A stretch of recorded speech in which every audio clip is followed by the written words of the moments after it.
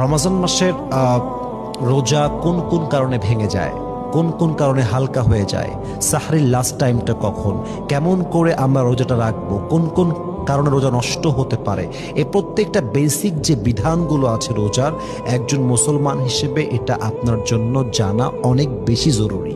এই জন্য রোজার মাস আসার পূর্বে কিতাব খুলবেন, আলেমদের বক্তব্য শুনবেন, রোজার যে বেসিক বিধানগুলো আছে প্রত্যেকটাকে স্টাডি করবেন। মানে এমন যেন না হয়ে যায় যে আপনি এতটা জাহেল এই বিষয়ে, এতটা আপনার জ্ঞান কম যে আপনি রোজাও রাখছেন, আপনি স্ত্রী সহবাস করছেন, কথার কথা আপনি রোজাও রাখছেন, বেশি খিদে লাগলে হালকা পানিও পান করছে। এরকম অনেক লোক আছে যে বিধান জানে না বিধায় এমন এমন কাজ করে যে কাজটা করার সাথে সাথেই রোজাটা ভঙ্গ হয়ে যায়। কিন্তু যেহেতু সে বিধান জানে না, তাই সে এটা করার পরেও ভাবে যে আমি মনে হয় রোজাটা আদায় করতে পেরেছি। অতএব যদি রোজাকে পরিপূর্ণভাবে আদায় করতে চান, রোজার প্রত্যেকটা বেসিক যে বিধান আছে এইটা জানার দরকার। বরং তো সবাই আছে না নাই?